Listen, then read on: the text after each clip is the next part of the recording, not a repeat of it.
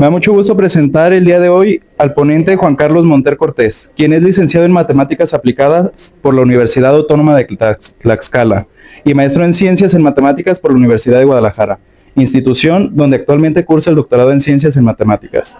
Su interés académico se centra en las matemáticas puras, particularmente en el álgebra, la topología y la teoría de marcos.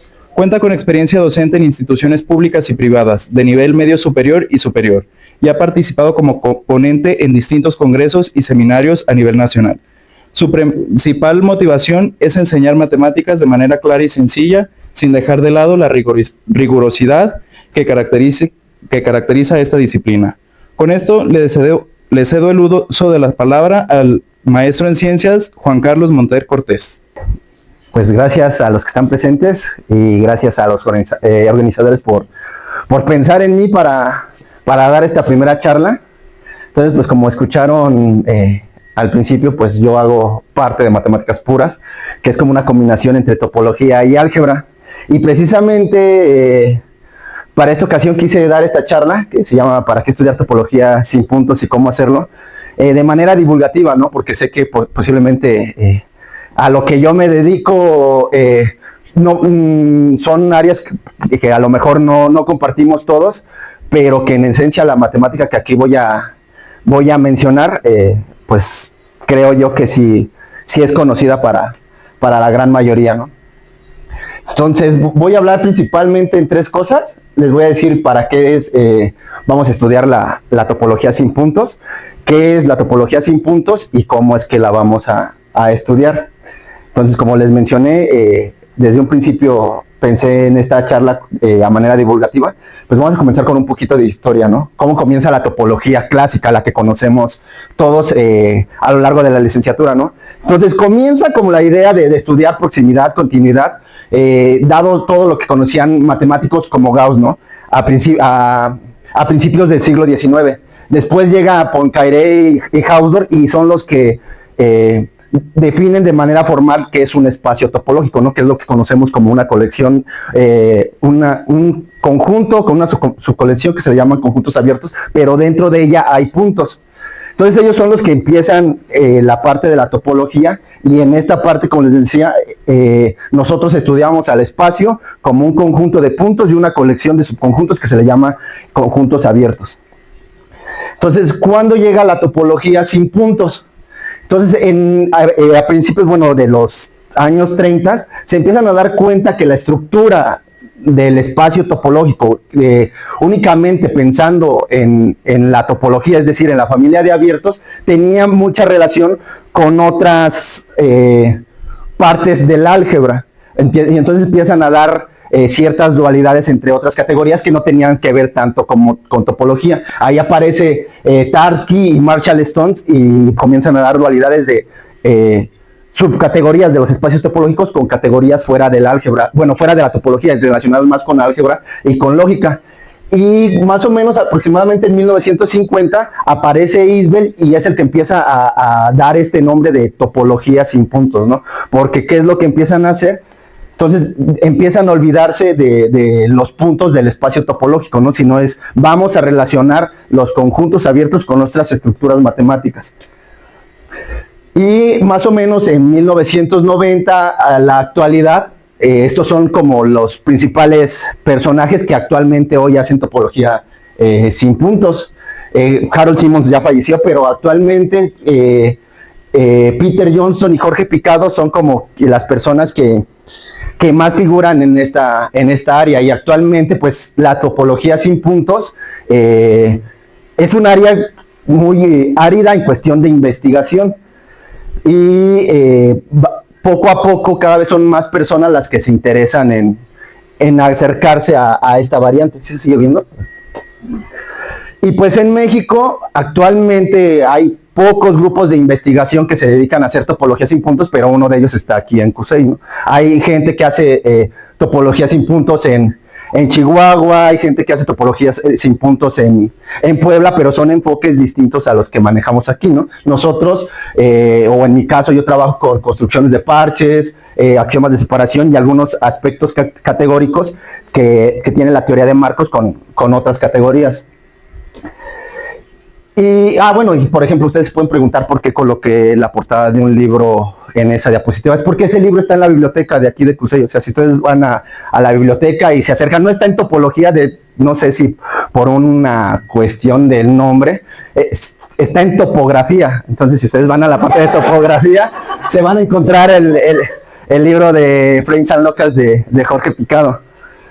Y la pregunta, bueno, esta charla la he dado en otras ocasiones, en otras partes, pero me gusta hacer esta pregunta, ¿no?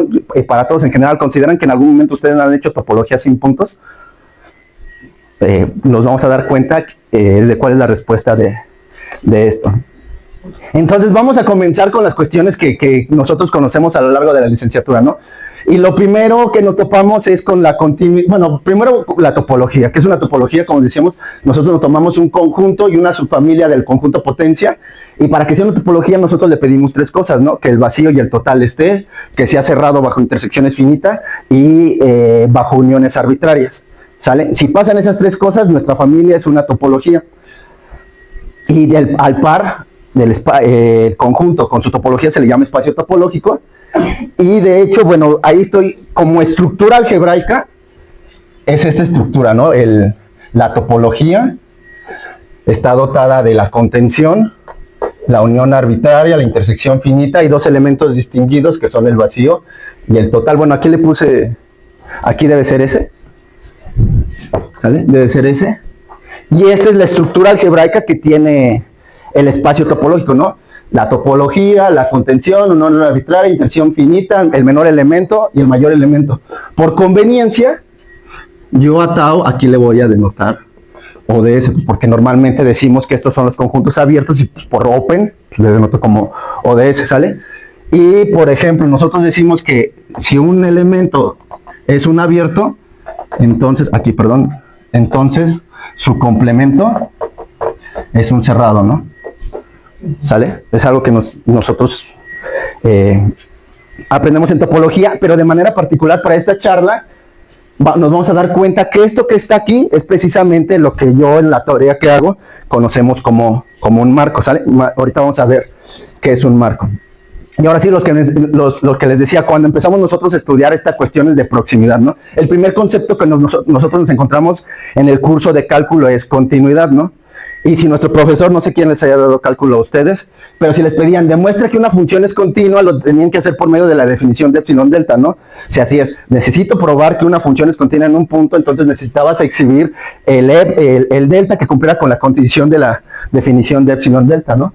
Entonces, eso es lo que nosotros necesitábamos hacer para probar que una función era continua en nuestro curso de cálculo 1, digámoslo así. Pero después avanzamos de nivel y empezamos a llevar análisis y nos encontramos con espacios métricos. Y tú necesitas probar que una función entre cualesquiera dos espacios métricos también es continua. Pero ¿qué es lo que necesitas hacer? Lo mismo, demostrar que la función es continua a través de la definición de epsilon y delta, ¿no? Y pues es como un acto de fe exhibir ese epsilon que cumpla con lo que pide la definición. Pero en este caso la definición sigue siendo la misma, ¿no? Sigue siendo técnico lo que necesitamos hacer para demostrar que una función es continua.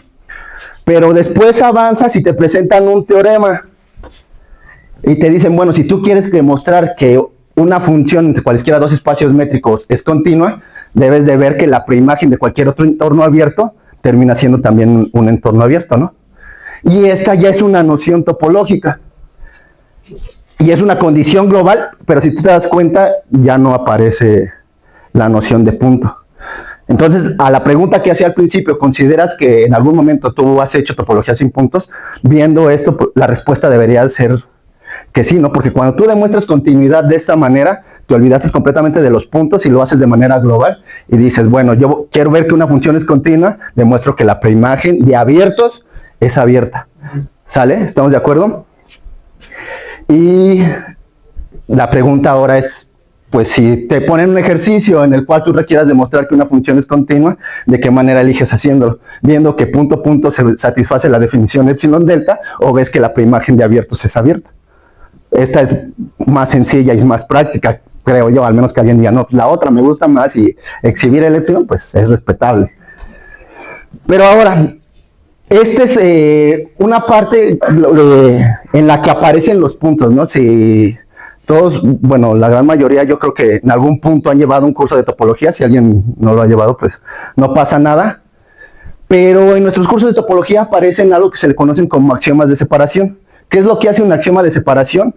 Nos da las condiciones necesarias y suficientes para cualesquiera, que si tú te tomas cualesquiera dos puntos distintos, tú puedas asegurar que existen abiertos que los distinguen o que los separan, ¿no?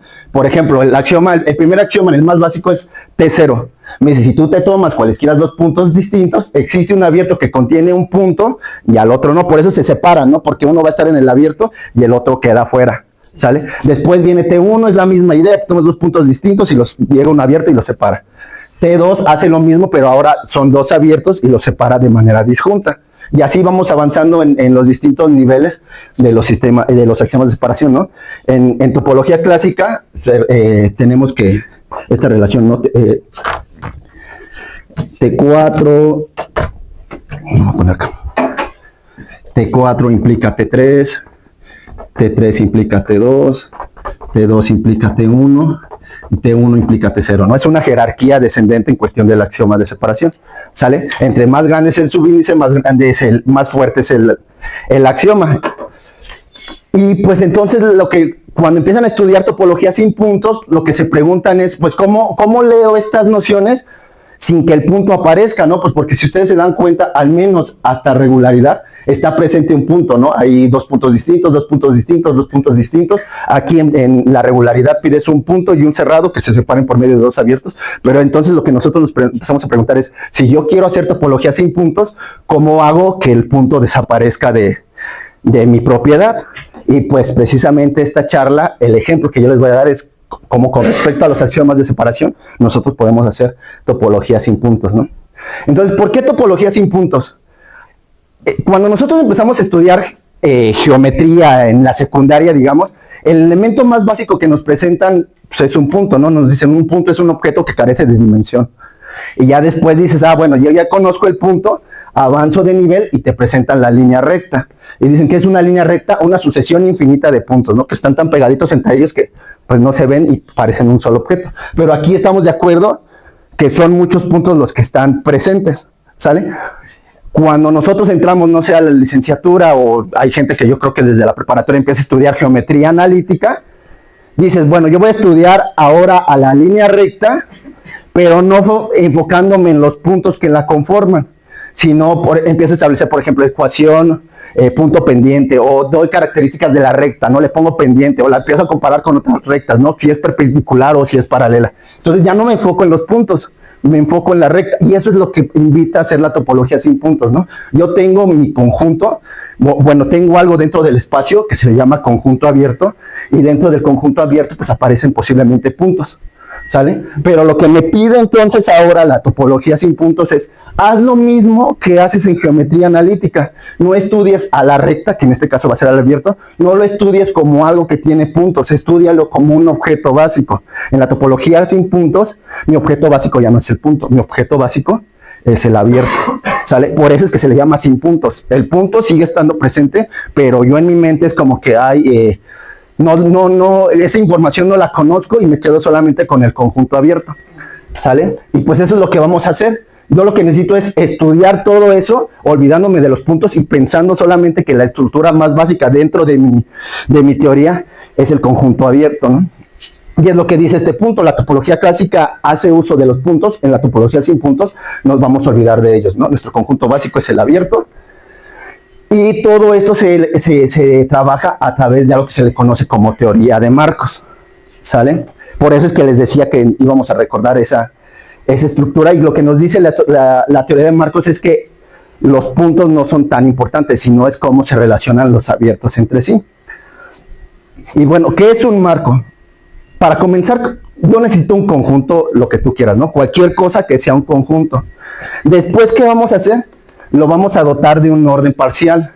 No sé si para todos esté claro que es un orden parcial, pero es una relación entre cualesquiera dos elementos de un conjunto. Bueno, tomo un conjunto, dos elementos entre ellos, y yo voy a pedir que esta relación cumpla tres cosas, ¿no? Que sea antisimétrica, que sea reflexiva y que sea transitiva. Si cumple esas tres cosas, se le llama orden parcial, ¿no? Entonces tengo un conjunto, lo doto de un orden parcial, y ya que tengo un orden parcial puedo comparar elementos, es decir, qué elemento es más grande que otro, ¿sale? Bueno, si yo ya puedo comparar elementos, pues puedo calcular algo que se le llama supremo, que es como la menor cota superior, y ínfimo, que sería la mayor cota inferior, ¿sale? Son dos operaciones que hacen eso. Te digo, entre cualesquiera dos elementos, cuál es el más grande, entre cualesquiera dos elementos es el más chico. Y como operación binaria, esos tienen elementos neutros. Para calcular supremo, el neutro es el 0, y para calcular ínfimo, el neutro es el 1, ¿sale? Entonces, vean, ¿qué voy haciendo? Tomo mi conjunto, lo doto de un orden parcial, dos operaciones binarias y dos elementos distinguidos, ¿sale? Pero aquí lo estoy haciendo de manera finita. También lo puedo hacer de manera arbitraria. Es decir, te tomas cualquier subconjunto del conjunto y vas a decir, bueno, el supremo está y el ínfimo está. Entonces, lo que estamos haciendo es este conjunto, dotarlo de estructura. Cuando llego acá se le llama retícula completa, ¿sale? Y si además pido que la operación ínfimo y supremo se comporte bien al combinarlas, mi retícula se llama retícula completa distributiva. Pero en este caso, cuando yo junto toda esta información, puedo decir o definir qué es un marco. Entonces, un marco es una retícula completa, es una estructura de este estilo, en la cual se distribuyen ínfimos finitos sobre supremos arbitrarios. Es decir, pasa esto, ¿sale? Y a esa ley distributiva se le conoce como ley distributiva de marcos. Entonces, si nosotros nos damos cuenta, la estructura que aparece aquí, que tiene un marco, es la misma que tiene el espacio topológico. O sea, por ejemplo, aquí tengo mi conjunto, allá, bueno, la cuestión de topología es mi conjunto, un orden parcial, que en este caso es la contención, dos operaciones, supremo arbitrario, ínfimo finito, dos elementos distinguidos, el vacío funge como neutro ante las uniones, el total funge como neutro ante la intersección, y como todo es conjuntista, se distribuye bien la unión con la intersección, ¿no? Entonces, precisamente, la topología de un espacio resulta ser un marco, ¿sale? De hecho, es el ejemplo que motiva a la gente a trasladar toda esta maquinaria de álgebra a la topología, porque la topología de un espacio es un marco, y a este se le llama marco de abiertos, este se le conoce como marco de abiertos. ¿Sale? Entonces, esto es como que la teoría básica, ¿no? Pero detrás de ello hay bastante maquinaria que hace que, como tú comentas, que la teoría funcione, ¿no? Entonces, yo ya tengo objetos que se le llaman marcos, ¿no? Son cosas como estas, pero de manera más general. Este es un caso particular, ¿sale? Pero si yo ya tengo dos objetos, lo ideal es tener morfismos que me relacione a cualesquiera dos objetos, ¿no? Pues en este caso son morfismos de marcos. ¿Qué es lo que voy a pedir a un morfismo para que sea morfismo de marcos? Pues que preserve toda la estructura distinguida, ¿no? Que los elementos distinguidos vayan a los elementos distinguidos y que mis operaciones se preserven bajo el morfismo, ¿sale? Ahora, si yo ya tengo objetos y morfismos, matemáticamente pues podemos formar una categoría, ¿no? La colección de objetos, la colección de morfismos. Bueno, y si yo ya tengo categorías, lo ideal es pensar puedo relacionar la categoría que ya formé con otras categorías, y pues para hacerlo necesito funtores. Existen funtores de la categoría de marcos con otras categorías, o al revés, ¿no? De otras categorías relacionarlo a la categoría de marcos. Y además tenemos adjunciones, es decir, podemos establecer correspondencias biyectivas, equivalencias entre la categoría de marcos y algunas otras categorías. ¿Y para qué hacemos esto? Como les decía, un espacio, la topología de un espacio es un caso particular de un marco. Entonces, cuando nosotros trabajamos con marcos, estamos trabajando con cosas más generales que las que hacemos con la topología de un espacio, porque como les decía, es un conjunto cualquiera dotado de un orden parcial, ¿sale? Entonces, hacer teoría de marcos es más general que trabajar con la topología de un espacio. Y pues como les mencionaba, esto lo pensé de manera divulgativa, o sea, hay muchos detalles que se necesitan conocer para fundamentar la teoría, pero todo se puede hacer de buena manera. Entonces ahora, lo que les decía, la relación que a mí me interesa para formar la topología, o para fundamentar bien la topología sin puntos, es la que existe entre estas dos categorías, la categoría de espacios topológicos y la categoría que acabamos de formar, que es la categoría de marcos. Entonces, en los espacios topológicos, mis objetos, bueno, en la categoría de espacios topológicos, mis objetos son espacios topológicos, y para relacionar cualesquiera dos espacios topológicos, necesito funciones continuas, ¿no? Esos son los morfismos dentro de mi categoría. Entonces, lo que se puede probar es que existe un funtor de aquí, de la categoría de espacios topológicos a la categoría de marcos. Ahorita vamos a ver cómo trabajan estos funtores. Y al revés, de la categoría de marcos a la categoría de espacios topológicos. ¿Qué es lo que hacen? Por ejemplo, al primer funtor se le llama funtor de abiertos. ¿Por qué se le llama así? Si yo me tomo cualquier espacio topológico, cuando le aplique el funtor de abiertos, lo que me va a asignar, pues es precisamente el marco de abiertos. O sea, lo que hace es, me tomo el espacio topológico y te lo mando a su topología. Eso es lo que hace el funtor.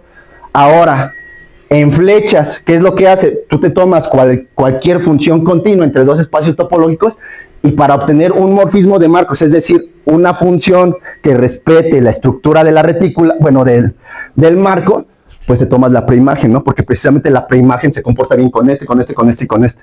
¿Estamos de acuerdo? Y también con la contención. Entonces, esa es la forma en la cual tú a una función continua le asignas un morfismo de marcos, ¿no? Que es por medio de la preimagen de la función continua. ¿Sale? Ese está sencillo, o sea, se ve de manera muy natural. Para construir el otro, pues sí hay que hacer un poquito más de trabajo, pero no es complicado. Es decir, si yo me tomo un marco, necesito una forma de asignarle un espacio topológico, ¿sale? Existen distintas maneras de hacerlo, pero la más común es hacerlo a través de esto. Yo voy a llamar, si tengo un marco A,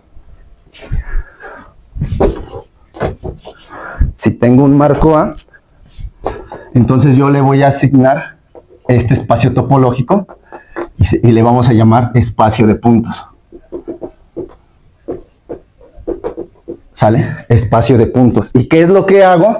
Pues te tomas cualquier elemento aquí y yo voy a decir que P pertenece a PTDA o a su espacio de puntos. Si uno, lo primero es que pido es que P sea distinto de 1. Y como segunda condición, que para cualesquiera dos elementos que me tomen el marco,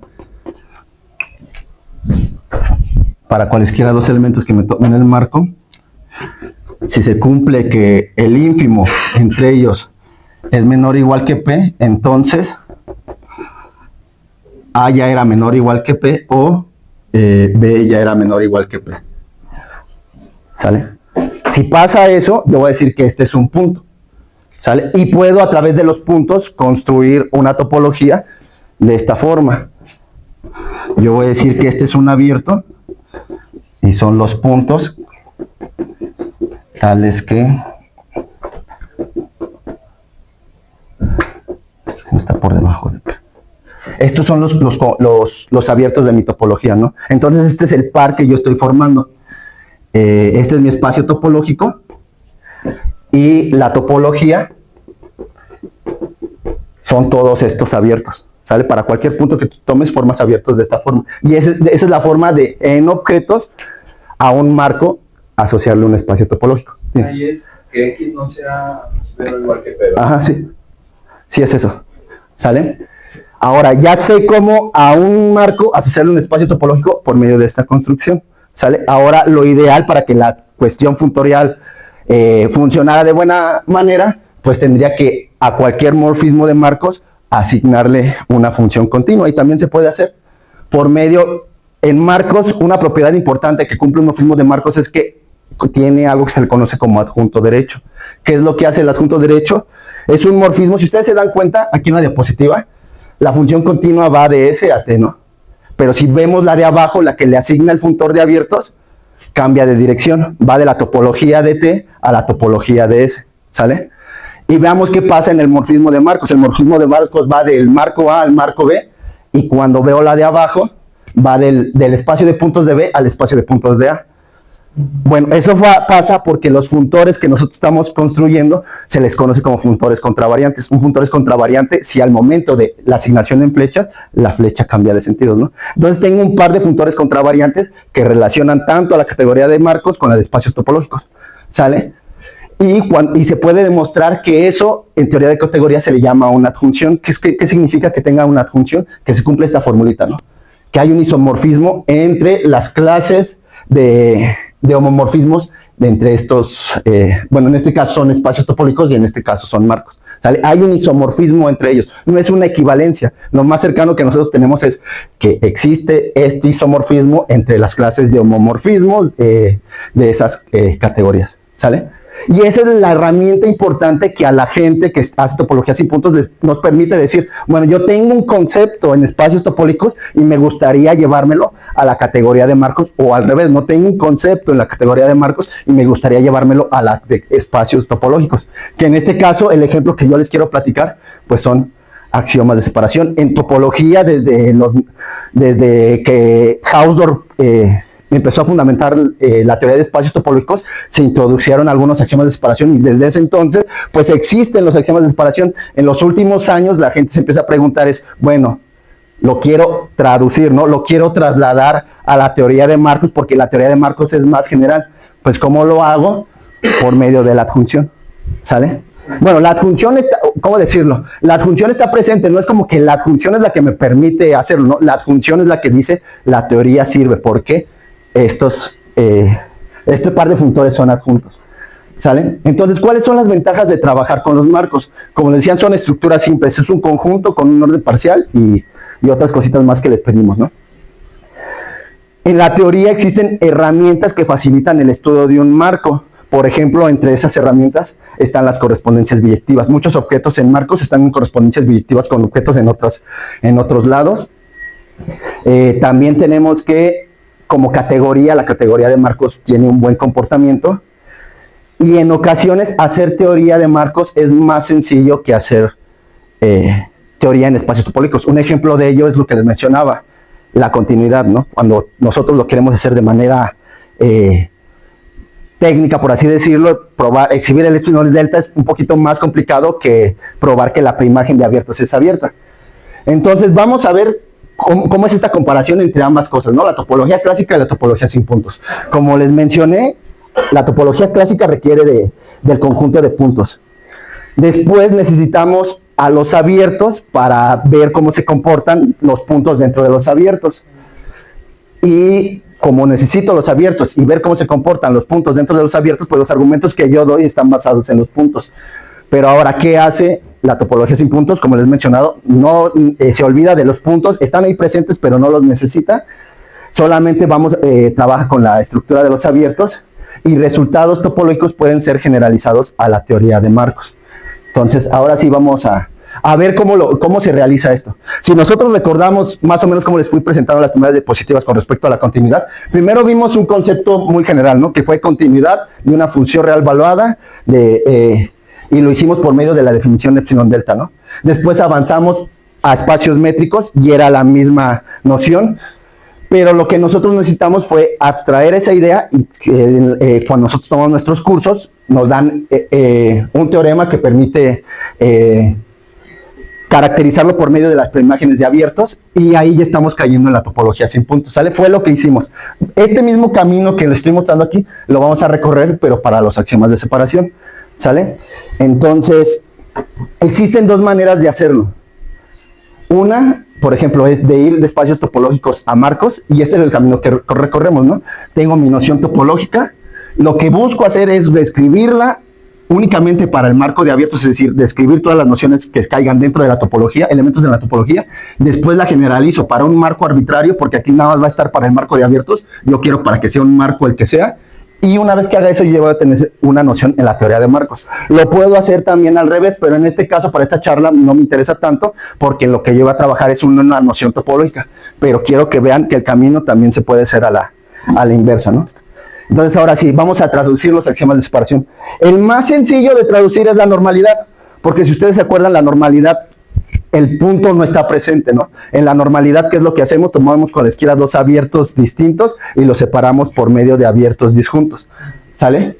Entonces, lo que mencionaba, si yo tengo un abierto, su complemento entonces es cerrado. ¿Estamos de acuerdo? ¿Qué dice la normalidad? Entonces, otra vez, te tomas cualesquiera dos cerrados que sean disjuntos, entonces existen abiertos disjuntos de tal manera que los separan, ¿sale?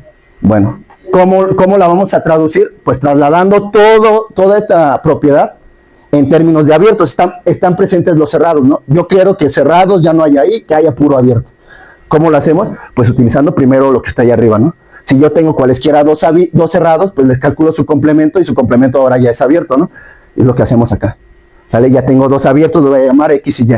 Pero ahora la noción de que sean esos abiertos sean disjuntos, le calculo los complementos y me da esta otra cuestión, esta otra afirmación en cuestión de los cerrados. Pero ahora que estén contenidos, se traduce como esto que está acá, ¿sale? Sacando complementos únicamente. Y entonces la traducción de la normalidad queda de esta manera. Para cualesquiera dos abiertos que tú te tomes, tales que su unión es el total, van a decir abiertos disjuntos que hacen eso, ¿sale? Y ya lo traduje. Todo está en términos de elementos de la topología, ¿estamos de acuerdo? Pero este es fácil. ¿Por qué fue fácil? Porque el punto no estuvo presente. Cuando el punto está presente, pues empieza a complicar un poquito la cosa, pues porque necesito decirle a mi cabeza, olvídate del punto y trabaja solamente con el conjunto abierto. Pero no es complicado, ¿no? Entonces, ¿qué necesitamos, por ejemplo, para traducir el axioma T1, ¿no? Necesitamos saber ciertas clases de elementos que existen en el marco. Ya les presenté uno que se le llama elemento primo, pero también existe el elemento máximo. ¿Qué significa que un elemento sea máximo? Que si tomas cualquier elemento y si algo está por arriba de él, debe ser el uno o el mismo, ¿sale? Eso significa que sea máximo. Y el elemento primo, que es el que ya les mencioné, y pues como una aclaración, todo elemento máximo es primo. Pero ahora, haciendo uso de estas nociones, podemos traducir qué significa que sea un espacio T1. Entonces T1 me dice, tómate cualesquiera dos puntos distintos, entonces existe un abierto que los separa, ¿sale? Pero existe una caracterización de los espacios T1, que es lo que dice que cualquier conjunto de un punto es cerrado, ¿sale? Ya apareció el cerrado ahí. ¿Qué fue lo que hice con la normalidad para tener abiertos? Calcularle su complemento, ¿no? Entonces le calculo el complemento a esa cerradura y se puede verificar que como elemento, este es un elemento máximo. Y de manera particular, si yo no tomo la cerradura, es un elemento primo. ¿Qué es lo que necesito hacer cuando pasa T1? Estas dos cosas son iguales, ¿no? Entonces, ¿cómo se traduce T1? Que todo elemento primo es máximo, ¿sale? Y ya el abierto, el punto como tal no está presente porque yo lo estoy haciendo para un elemento de la topología, que son el complemento de la cerradura, ¿sale? Entonces, el punto como tal no aparece. Esta es una noción algo tramposa porque como tal, cuando hablo de espacios topológicos, el punto aparece porque es el complemento de la cerradura del punto. Pero ahorita nos vamos a dar cuenta que cuando lo traslade en general a cualquier marco, es un elemento del marco, ¿sale? Ahora quiero traducir la regularidad. Conforme voy avanzando, pues la dificultad es un poquito mayor. Entonces, para traducir la regularidad necesito conocer las distintas operaciones que hay en un marco, por ejemplo. Ya conocemos unas, ¿no? Supremo, ínfimo, pero hay otra que se le llama implicación, otra que se le llama relación bastante por debajo y otra que se le llama la negación, ¿sale? Pero ¿qué son esas, no? La implicación se calcula de esta manera para cualquier marco, ¿no? Esto también lo podemos hacer para los espacios topológicos, eso también tiene sentido en topología. La negación se calcula de esta forma y la relación bastante por debajo lo que dice es que existe un tercer elemento que cumple esto que aquí pasa, ¿sale? Entonces, conociendo nosotras estas tres operaciones, puedo traducir la regularidad. Como les decía, todo esto tiene sentido en topología, ¿no? Aquí yo me voy a llevar un concepto en marcos para espacios topológicos.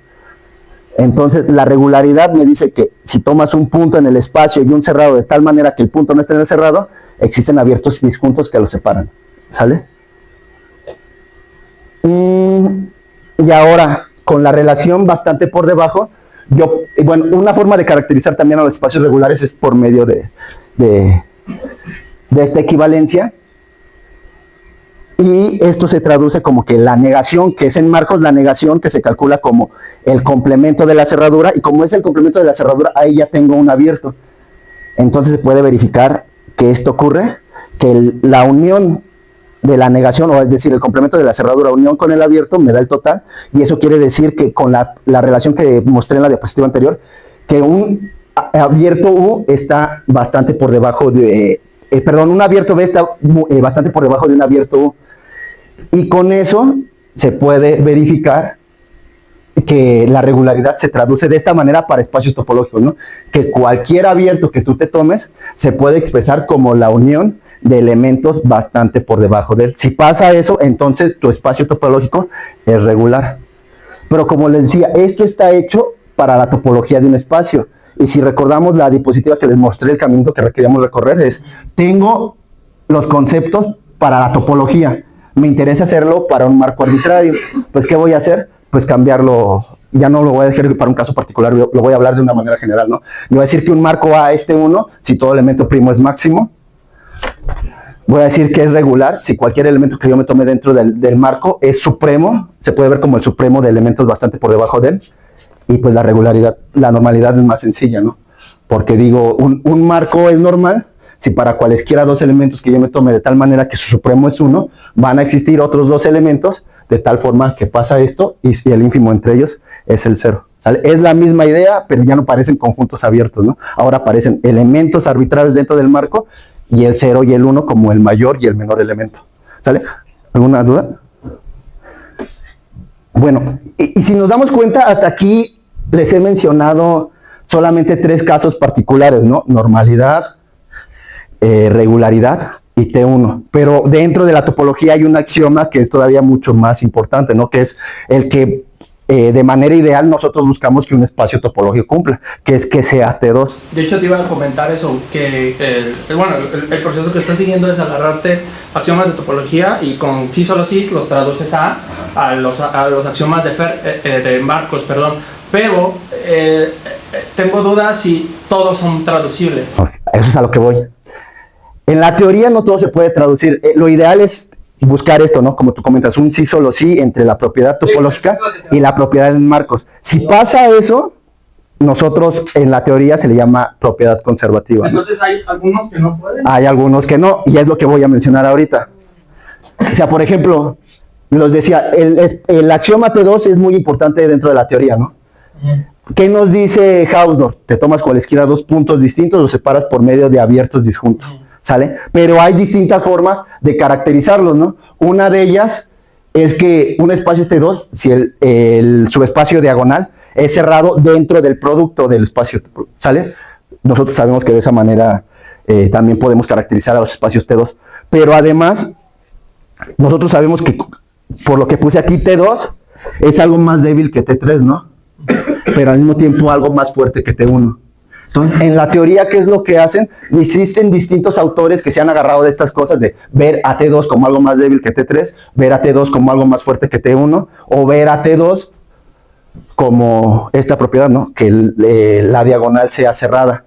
Entonces, ellos lo que hicieron fue traducir esto que acabo de mencionar. Cuando lo traducen, encuentran distintos axiomas tipo Hausdorff, que en este caso, el que está aquí se le llama fuertemente Hausdorff. Este tiene la propiedad de que no es conservativo, no se puede demostrar que si el espacio lo cumple, esta sí es conservativa, la de acá no es conservativa, bueno, también es conservativa, pero no llega al T2 usual, o sea, no es un sí solo sí, necesito otra propiedad adicional en Marcos para que sí sea un sí solo sí con este T2, o sea, lo voy a dibujar aquí, ¿no? Aquí tengo H, y aquí sí tengo un sí solo sí. ¿Sale? Aquí tengo fuertemente Hausdorff. Tengo esta. ¿Sale? Pero no tengo la de regreso. En regreso no se da. Aquí tengo débilmente Hausdorff. Como esta lo implica, entonces la de acá también lo va a implicar. Pero para que implique el regreso necesito sumarle otra propiedad que se llama subajustado. Si le sumo subajustado, sí tengo el sí solo sí. ¿Sale?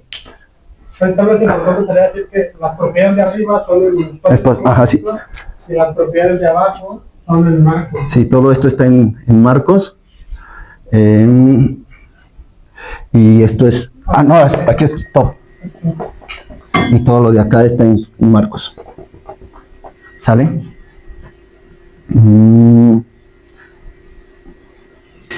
Pero está un poquito extraño porque yo empiezo a notar como cosas ya incluso de incompletitud, de teoremas de incompletitud ahí medio. Bueno, de hecho, el eslogan de la teoría de Marcos es que hay cosas que, por ejemplo, en la teoría clásica necesitan, o sea, es como de los eslogans más grandes. Por ejemplo, tú necesitas probar que el producto de compactos es compactos, ¿no? Y necesitas hacer uso de axioma de elección para probarlo. Bueno, en la teoría de marcos no es necesario hacer uso del axioma de elección para probar que ese resultado es cierto dentro de la teoría de marcos. O sea, de las ventajas son esas, ¿no? Que hay teoría que en la topología clásica puede ser bastante robusta, pero cuando te sales de ahí es más sencillo probarlo. Por eso es que el eslogan es: en ocasiones, no siempre, en ocasiones hacer teoría de marcos es más sencillo que hacer topología clásica. Entonces, por ejemplo, aquí las propiedades de separación, tengo una relación más rica que la clásica, porque aquí tengo más axiomas tipo Hausdorff con los cuales puedo trabajar. Pero ahora, para ir terminando, yo lo que quisiera también decirles es que no solamente la topología sin puntos está presente en la topología clásica, ¿no? Hay distintas áreas en las cuales también está presente. La topología sin puntos nace a través de la relación que existe la lógica matemática con la topología clásica, ¿sale? Y como vimos, tiene bastante relación con la teoría de categorías. Entonces, por ejemplo, ahorita nosotros, algunos estudiantes de Ángel, estamos trabajando con la relación que existe con ACES y teoría de topos, pero también nosotros las operaciones, implicación, bueno, el supremo, el ínfimo que yo definí, en computación son conjunción, disyunción, y también tengo una operación que se llama implicación. Entonces, parte de la teoría de marcos también se puede aplicar en la computación, y pues como lo que yo hago es aplicar la topología clásica, ¿no? Entonces, no solamente es, tú puedes hacer teoría de marcos o topología sin puntos dentro de la topología, ¿no? Hay más áreas de las matemáticas en las cuales lo puedes aplicar. Y para terminar, quiero que nos quedemos con esta idea, ¿no? La topología clásica puede estudiarse a través de los puntos, pero la invitación que nosotros hacemos para aplicar la teoría que hemos aprendido a lo largo en mi caso de la maestría y el doctorado, es hazla también, pero olvidándote solamente de que el conjunto tiene puntos, hazlo solamente a través de los abiertos. Entonces, no reemplazamos la idea clásica, simplemente es como que abrimos el panorama y decimos, ok, tú ya conoces esta teoría, puedes estudiarlo también de esta otra variante y obtener más información, que es el mensaje que coloco al final, ¿no? No estamos diciendo que lo otro es malo, ¿no? Lo único que estamos diciendo es cambiar el punto de vista para obtener distintas preguntas que hacernos, ¿no? Y pues de mi parte eso sería todo. Si alguien está interesado en aprender topología sin puntos, puede recurrir a estas referencias. Pensamos que Ángel pueda ya tener publicado sus notas sobre teoría de marcos en este año, ojalá y si se cumpla. Pero como les decía, si ustedes van a la biblioteca, en la parte de topografía, está este libro, sale el Frames and Locals. Frames and Local. Bueno, es marcos y locales, topología sin puntos. Ajá. Sí, es un libro, es justo la portada que coloqué, es un libro verde, es el mismito. Nada más, como les digo, el único detalle es que si ustedes van y lo buscan en topología no lo van a encontrar, está en topografía. Y hay 3 ejemplares, creo, 3 o 4. Entonces, está bastante padre ese, pero o sea, cualquiera de estos que ustedes agarren, sin problema les puede apoyar a aprender topología sin puntos. Y bueno, ahora sí, muchas gracias por su atención y gracias a los organizadores por invitarme.